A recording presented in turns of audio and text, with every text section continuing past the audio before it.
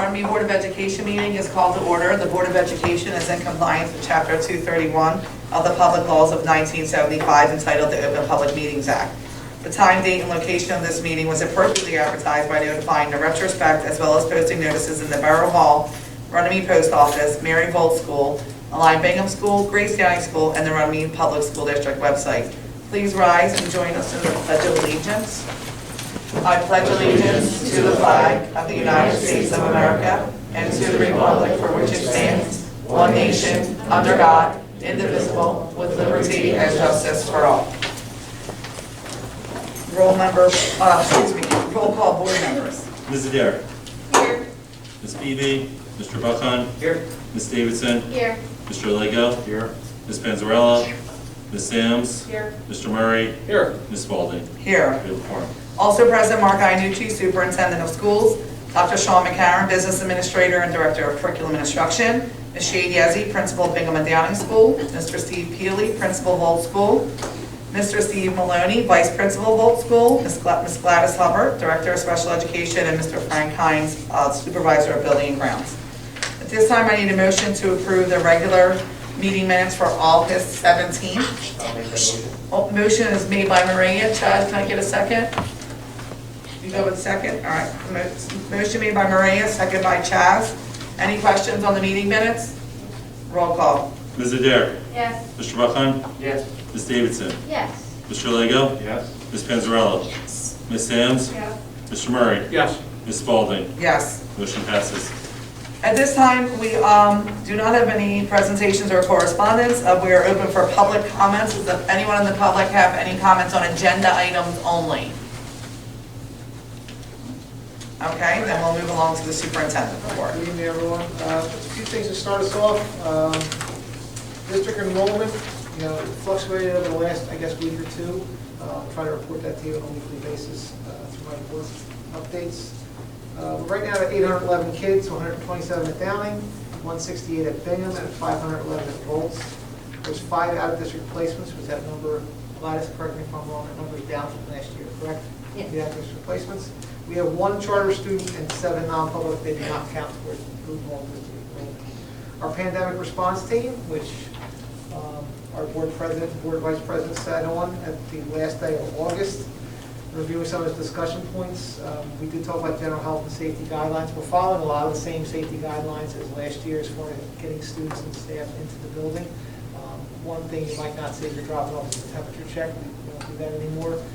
But we ask the parents to do that screening in the morning with their children so they're not sending anybody into school with any of the symptoms.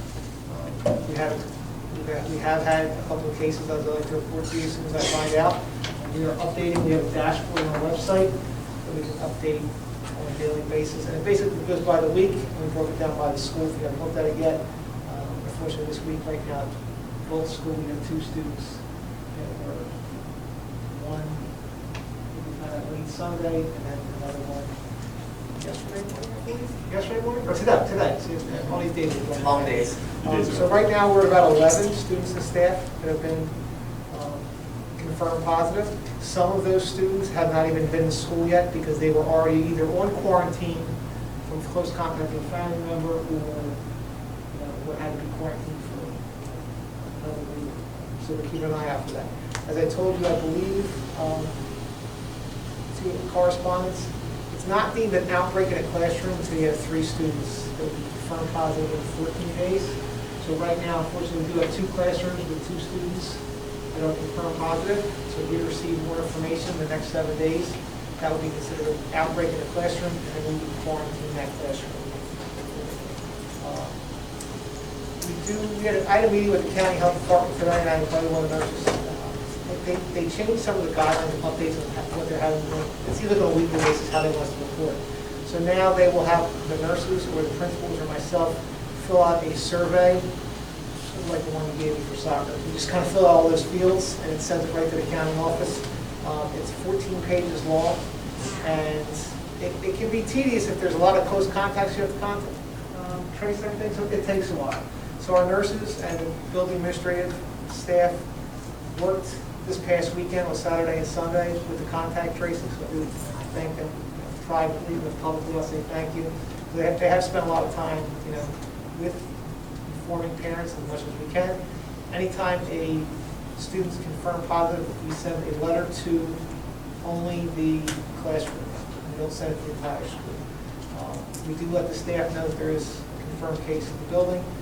The county office says all we have to do is just let the close contacts know. We figure we let the classroom know as well as the staff. Just to kind of keep everybody's head in. For screenings and inclusions, as I said to that road forward, that 3 to 6 foot region with masks on properly, it's very difficult for staff to determine that. Some students have no problem leaving their mask on the whole time. Other students, it might be a challenge. Our staff is constantly working with those students. So that criteria of that 3 to 6 feet with the mask on properly kind of saved us a little bit from having to quarantine people because that classroom did a good job of keeping their masks on. Eating lunches inside, especially that rainy day we had last week, makes it a little bit of a challenge because that within 6 feet with your mask off for more than 15 minutes, you're automatic close contact. So moving forward, in the winter months, if we're not able to eat outside as much or space the kids out, that might be a little bit more kids that need to be quarantined in the future. We did apply yesterday for the grant for this, today's Monday, today's Tuesday. Yesterday, the 13th. I've been doing it all I know. until Tuesday. It is what it is. We did apply for a grant through the state that can do pool testing for staff and students. Again, we're just applying for this grant. We're not saying we're doing it. It would be an option if our numbers would increase. Obviously, for students, you'd have to get parent permission to do that. Staff, it would help us, any unvaccinated staff members. We could also do that part of the program as well. I'm not sure when we're going to hear back. It could be tomorrow, which is Wednesday, right? And that would start as soon as possible. If we get that up and going, they probably bring outdoor vendors in to do that testing. In conjunction with the nurses as well. So that's basically some of the stuff we did talk about. I added some stuff that we found out recently about the grant for testing. Opening days went well for the most part. Kids and parents did a great job getting the kids in the building. Some kids, it's the first time they've been as a first grade student, might be the first time they've been in the building the whole time. They did a great job. The staff was very patient in some aspects with the kids. But we didn't have to send anybody, out and about. Nobody went running out of the building. I think Tracy, Miss Yeti didn't have to run after anybody. So it was good. We've had that happen in the past. So it went well. A couple busing issues, but we always have timing things and things were off. And there's always more traffic on the roads the first day of school compared to when we did the practice run the week before. So those things were ironed out. So I appreciate Sean's business office staff for correcting those issues. And so far, we're a weekend and knock on wood, we're still open for business, which is a good thing. Virtual instruction, the students who are on virtual instruction, we've had students since day one. Here at Volts, the teacher did a great job. They popped their Chromebook open, and they were part of the class activities. They're basically, right now, virtual instruction received their SEL morning meetup, language arts and math, and then other activities we posted in their Google Classrooms. It's not ideal, but we don't have that option this year to do virtual instruction and have extra staff to have only the virtual kids and things like that. So we're doing the best we can.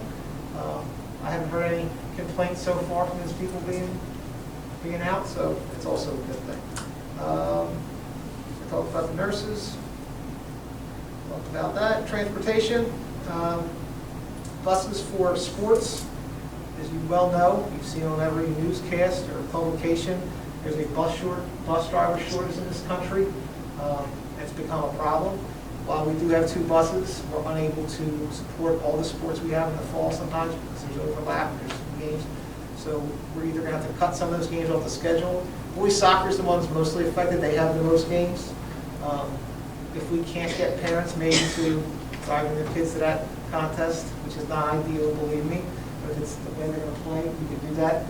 We still have contacts out with the bus companies to get them in, but there might be some No one's time. responding in this moment. Yeah, nobody has any. You've seen it. I mean, We're very fortunate that we bought 10 buses a few years And ago. a neighboring town, they're missing 20 bus runs right now where they're getting kids in. Some schools are getting 45 minutes late to an hour and a half late Yes. every day. Kids are waiting in the cafeteria. Hundreds of kids waiting.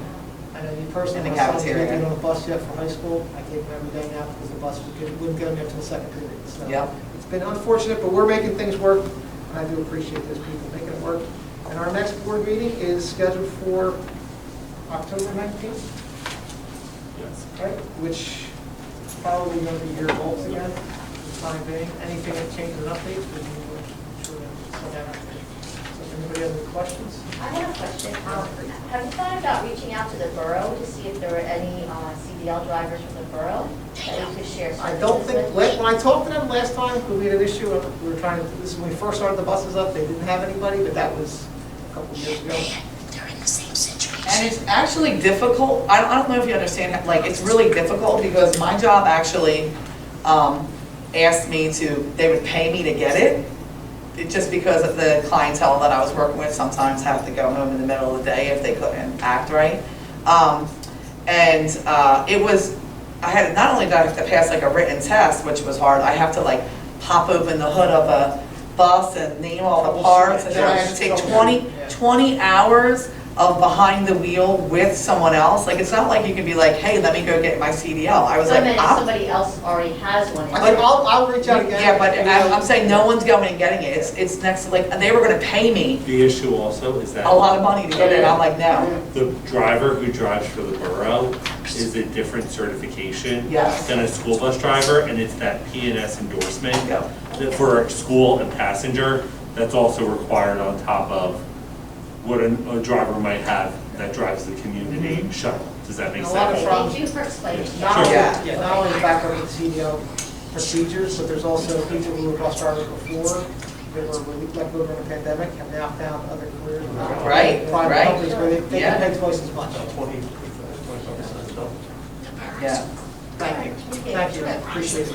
Sometimes between 3 and 5 are up instead of 3 right now because he offered someone paid for them to go. Right, yes. But they have another position.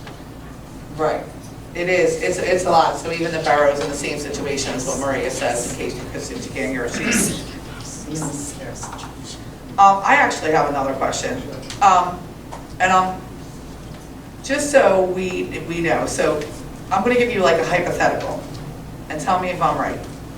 So you said that 3 students within 14 days Yeah. is considered an outbreak, right? So let's just say on the 1st, a student comes in and then they find out they're positive, right?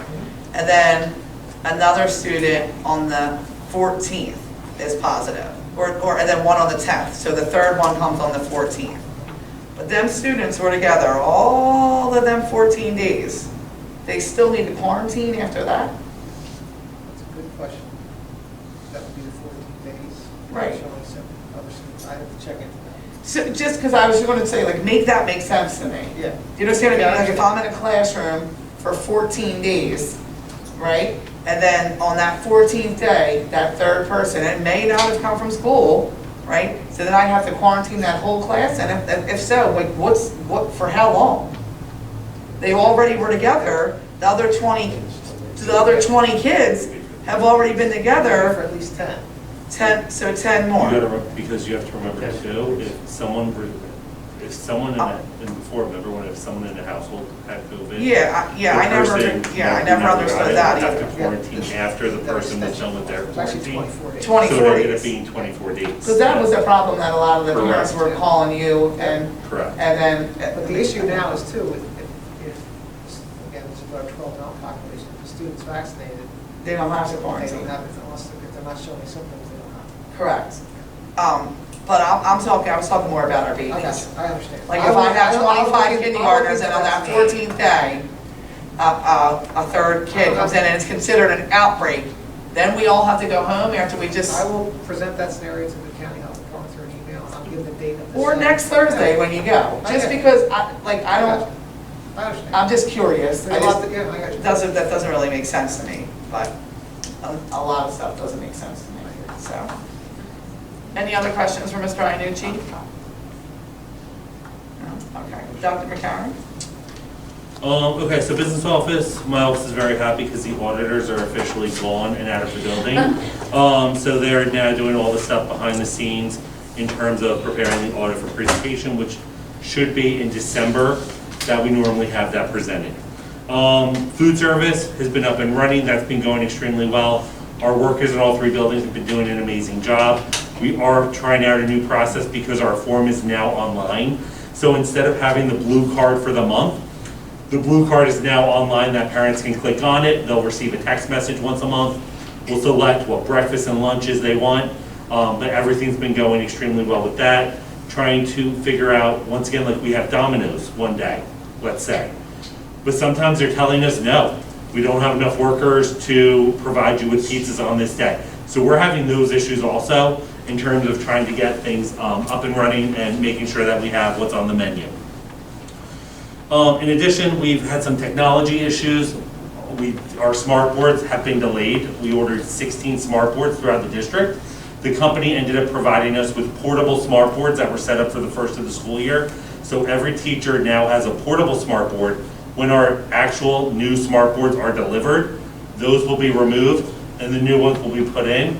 We are not paying for that, actually, the smart boards that they gave us as a temporary hold, which I was very pleased with. I wasn't expecting that. I pushed for it, but I wasn't expecting for us to get that. So Jeanette did a great job in terms of getting that set up. And then also the only other thing is for curriculum, we have the Start Strong assessment, which is starting. I know Black Horse Pike started with that already. We are hoping to have that up by the end of September. We have until October 22nd to administer that. It is 2 assessments, a math, language, arts for students in grades 4 through 8. It's supposed to be about a 45-minute assessment, so it's much shorter than normal testing. This setup and preparation for it is the same exact setup as it would be if it were a week-long test. So there's a lot of behind the scenes taking place now with special education, making sure modifications are set up, all the personal needs profiles for students. We had new teacher orientation, and then also I've been doing weekly meetings with our specialists, tech integration, our math coach, our master teacher, our community parent involvement specialist, and making sure all those things are up and running. So everything has been going extremely well, and we're off to a good start with the school year. So just continuing to move through. Thank you. Any questions for Dr. McCarron? Okay, so fire drills and security drills will be back next month. Yeah. And those drills this year, I said in a meeting last week on Friday, those drills that we've done in the past, we kind of altered them last year. This year though, we're not allowed to do some of those things. We did practice, you know, regular lockdown drills that we did in the past. So it's back to, And real quick, I'm sorry, can I add one thing on Sure. for business? We did have work done this summer at Bingham and Downing on the outside of the buildings with the repointing and waterproofing. We did have issues at Bingham. We brought out the contractors. They are going to be out to fix and revise that issue. They will be doing that on 3rd shift since we started the school year. So it will be outside of school hours. So if you do see workers outside of Bingham, that is the reason why, and Frank has been coordinating that with the contractor as well. So I just wanted to make sure that I did mention that to everyone. When do you anticipate that starting? Any idea? I gotta get a hold of Dan and see, he wanted to drop the lifts off and everything soon. So, the lifts are gonna be set up out front, out of the playground, so that way the kids won't be around them, and they're gonna fence it all in and everything. we can't use that as like equipment for the kids. A little learning, yeah. Just a little bit of a noisy procedure is what I'm concerned with. No, it's caulking and sealing, so Okay. it's not more noise, it's just, You're not grinding or It wasn't anything? summer. no, they're not Okay. grinding and stuff like that, so. all So our that's fine. neighbors won't be affected. No. I think that's what you were going with. Exactly. Yeah. Yeah. Yeah. Not many, but some. Yeah. No. Any other questions for Dr. McCarron? All right, so principals report, nurses, building and grounds report, special education reports attached. Any questions there? I love it. Watch us. Yeah, go ahead. Other than what this company's going back to do, finish caulking, et cetera, all the other summer projects went okay and they're finished? We have a Yeah, plan for everything else is going. It's actually really nice to see, like over, so when they seal coat, the water actually bounces off the building itself. So the penetration of the water coming through and all that it's impossible. Not to say they can't, but it's really, they did nice work to it and everything, and all the other projects ran pretty well smoothly. Right. Everything else, flooring, everything, classrooms, installs. A couple of the classrooms, we have got to make them over, the three schools down here have to make them over, everything was done. Thank you. Moving along to other reports, is there anything that anyone has to, for the good of the order here from your committee? Progress. Naomi? New Jersey School Board is online, please check it out. They're registering people for the October virtual online conferences. All the classes are be there. I Yep. think there's a couple of ones that if you need to get your certification or you have a, what's it called, mandatory yearly training, that'll be offered as well. Everything will be virtual and online. And our board administration's already been registered, so when you log in, you should be able to see those aspects. Just a quick question for Naomi. Are they looking at maybe down the road somewhere to do some in-person, these seminars? They are doing county meetings, are virtual and in person. Gloucester County is, their meeting in October will be half and half. So you can either go online or you could register in person and go for the October. Gloucester County will have theirs. How about Camden County? Camden County already happened at the beginning of the month. I did go to that. Was that in person? It was half and half. Half and You half. had a choice. I did Okay. go in person. There were only about 15 people there. And it was teaching you how to hold a meeting virtually. So if you wanted to hold a board meeting virtually and have, we already done that. Our tech people have done it. But they said, kind of the steps you would take towards if you wanted to do hybrid, virtual and in person. So we're hoping to get back, by November. They're hoping to have in person totally. So. Is that something that sounded like they have up in Mercer County or up in Trenton, you looking to maybe doing? They haven't said yet. They're like right now. There are those meetings. The bigger ones would be virtual, as far as I know. All right, any other unfinished business there? Yes. This Saturday is the renaming of Green Acres Park for anybody from the Saturday, do you know what time? 11 a.m. at Green Acres. It's called Green Acres now. It was supposed to be half outside and then half in Green Acres. It's all outside. It's all outside and it starts at 11 o'clock, Yeah, so you said? Bring a chair. Bring a chair if anyone wants to go. All right, thank you. Sweetie tea. Just saying. It's funny, I think I'm the only person in this county that doesn't like that. But, thanks, a lot of people do. Okay, so new business, property transportation. We need a motion to approve items number 1. Can I make that motion to approve item number 1? Motion made by Dennis, I'm gonna kick you again, sorry Jazz, that's a second. Any questions there? Roll call. Mrs. Adair? Yes. Mr. Buckheim? Yes. Ms. Davidson? Yes. Mr. Lego? Yeah.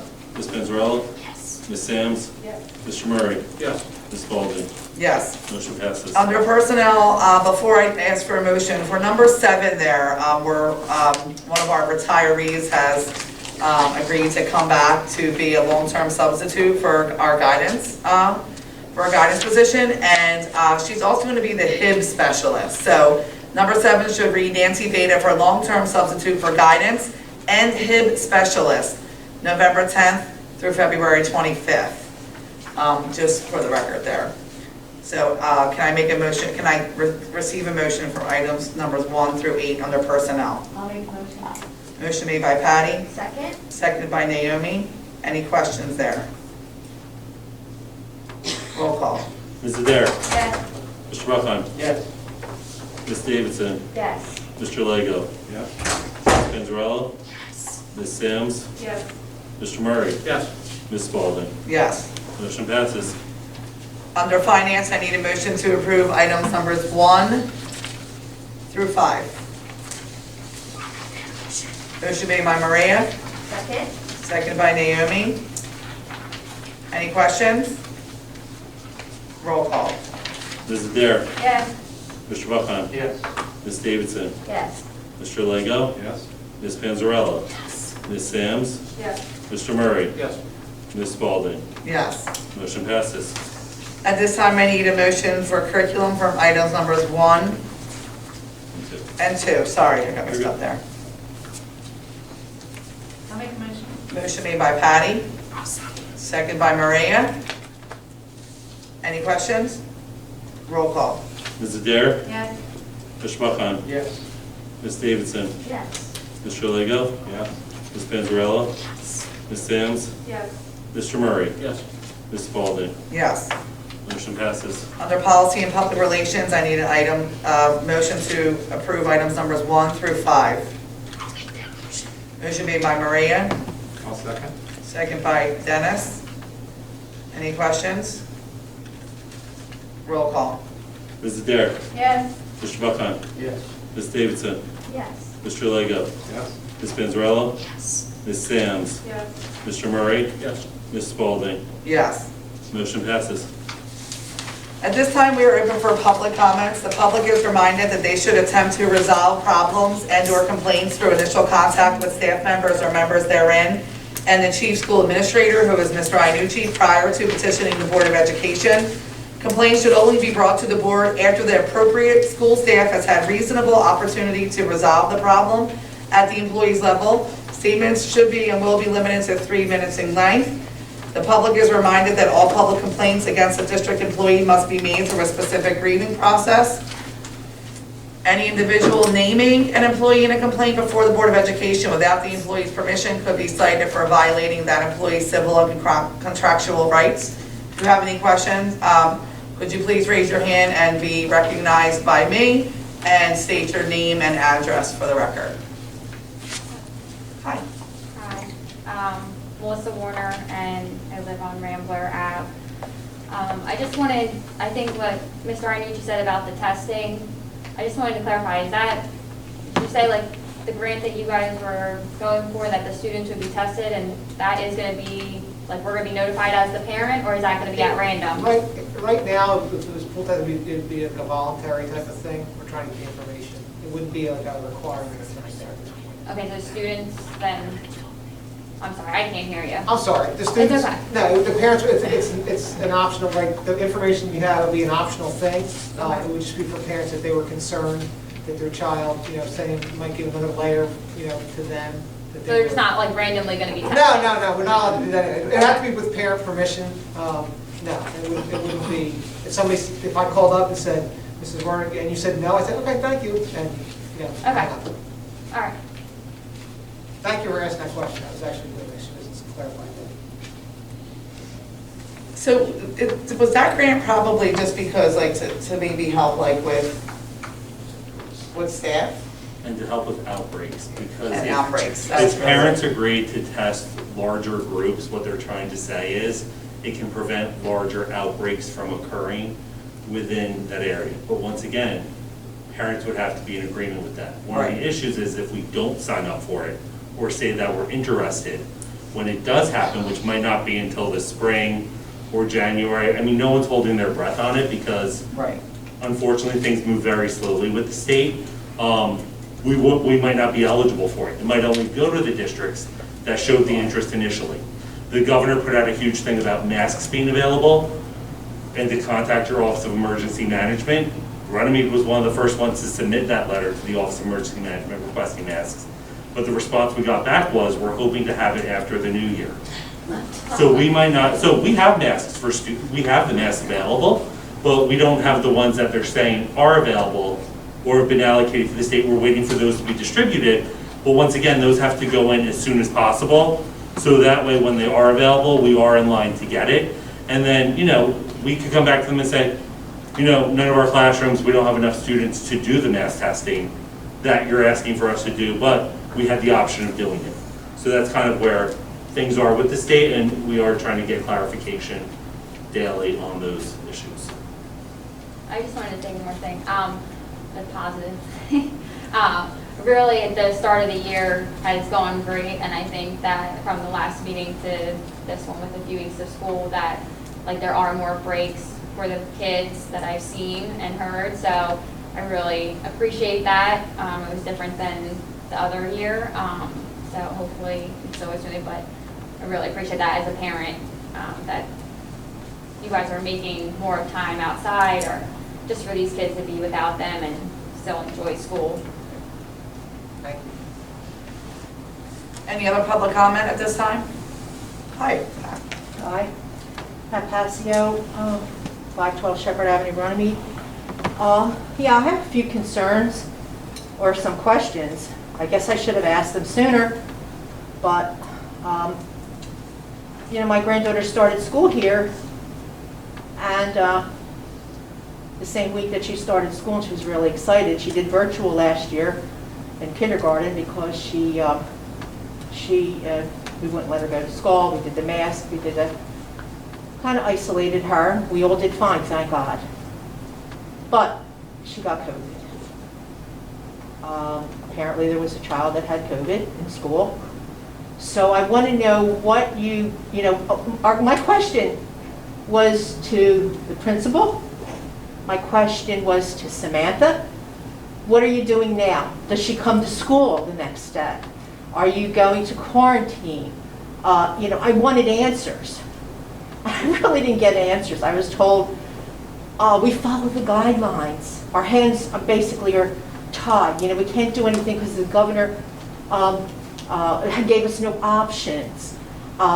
She was 3 feet. It's 3 feet apart. When really it should be 6 feet apart. They're unvaccinated. Now her mother's sick. She even had the vaccination, and she is very ill, along with my granddaughter. Very ill, very ill.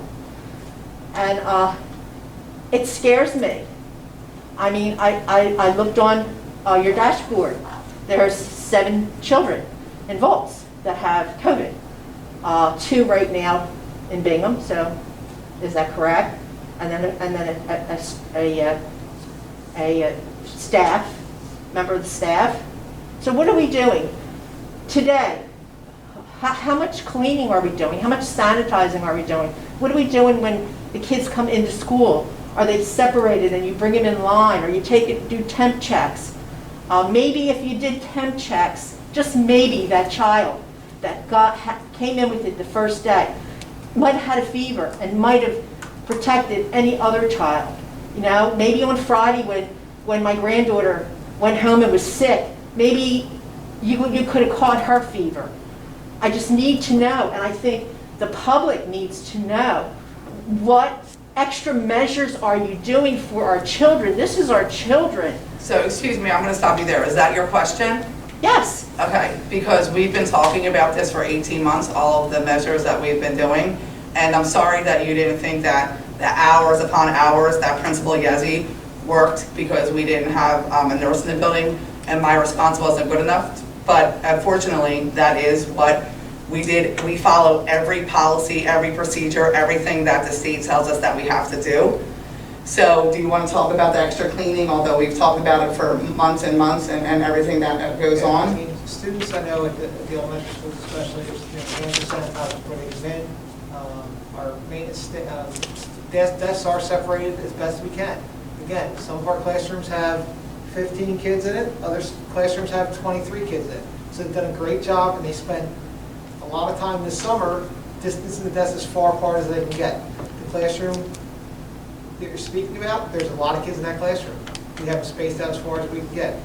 Frank is our supervisor of maintenance, Frank Hines. If you want to describe some of the issues your staff, some of the things your staff does on a daily basis, feel free to jump in. Well, we clean all the high-touch areas every day. Throughout the day, they're cleaning the bathrooms constantly. Especially over at the other schools, like the handrails and all that, they're all being sprayed. We use the sprayers, they're electrostatic, and we use a product that kills 99.9% of germs. All the schools use it. We're rated reinforcing our students how to properly wear their masks, how to properly, with hygiene, washing their hands before and after. What's that? No remote option is No, available. we don't have a remote option. I'm sorry for what you have to go through and your family has to go through. The child that came in that first day of school, no, we did not know they were sick. We do not do the temperature checks anymore. Why? Because the Department of Health and the feedback we've gotten was that temperature checks weren't really an effective measure of identifying whether or not a student had COVID. For example, I got temp checked every single day at work last year, and I was never above a 94. Like, that's not even possible. So when the child came They're in not Tuesday, accurate. we didn't know, okay? And so we wouldn't have allowed that student, obviously, to come in. And the parents did not know the student had any symptoms until they went home that evening. So if the parent was forthright and honest with us, I'm taking that person by the word. And that's all we've asked this entire time, is for people to be honest with us. We spent 18 months, often 7 days a week, okay, working to keep our students and our staff safe, and our parents safe. And were things going to happen? Yes. Is this variant impacting more children in Runnemede right now than it was last September? Absolutely. But we can't shut down our school system because the number of students we have right now. In the beginning of this meeting that we had before you entered, I described the process. If we have 3 students in one classroom within a 14-day period, the county health department gives it an outbreak. Right now, in the classroom you're talking about, there is 2. So if another student's identified before the 14th, assuming it's the 14th, I'm trying to go by the 20th. The 14th day, Yeah, the right. 14th day, then yes, we would have to quarantine that classroom. I just feel that you should have done a little bit more. I don't know how much more I don't know how much more we can do. We've done Okay, more. you Now, have- I know I'm not supposed to take this personally. I have people here working 7 days a week, okay? And they're not getting paid to work 7 days a week. They're doing what's best for kids, the best we can do. I'm sorry it happened.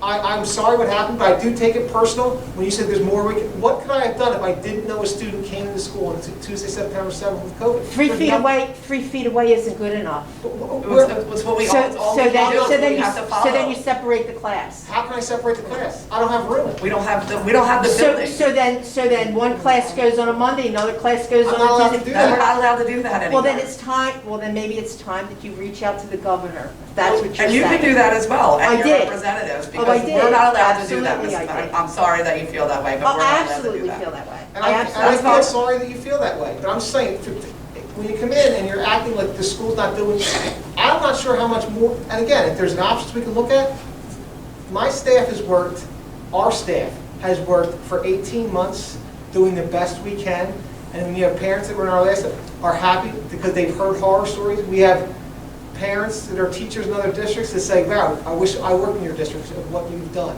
And we were able to limit things last year. So I do take it personal when you come in and you attack our staff that we're not doing enough when that's all we've done. I'm not attacking your staff, that's my opinion, okay? That's how I feel. Do you have any other questions at this time? Oh, you're gonna shut me down, Well, Samantha? your 3 minutes is up, yes. Oh, excuse me, I've listened to Dan's video, and you have listened to other people more than 3 minutes. And you've a had child's more than safety- 3, you've had more than 3 A minutes child's too. safety needs more than 3 minutes. I'm sorry, but Okay. we take every Okay. single child's All safety into I want to consideration. say is that 3 feet apart is way too close for any comfort. It's a recipe for disaster. Okay? I've said it. And that's my feelings. And you're allowed to have your feelings, but we have to follow, we have to do it. We don't have any options, any other options. Is there any other public Shame. comment at this time? Very shame. Yes, Mrs. Kelly. Eleanor Kelly, 161 Forest Avenue. I just came from the Runnemede Library. We had a ribbon cutting, and the library is amazing. So I have some cards here that I'd like to pass out. Please go over when it's open and take a tour. It is inviting. It is absolutely so different from what you remember 2 years ago. During the pandemic, Kathy redid the whole building. It looks wonderful. It's very inviting. A lot of wonderful workstations. So I'm going to pass out some of these cards. Please, take a tour of the library. You will be amazed. Kathy Facenda did a fabulous Thank job.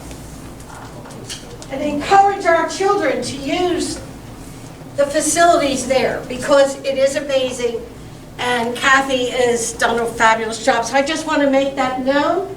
We did the ribbon cutting and it was wonderful. Get over to the library, you'll enjoy it. Thank you. Can I piggyback off of that real quick? Sure. I'm part of the community literacy team for the Black Horse Pike Regional School District, and before the pandemic, we had an amazing event at Highland and an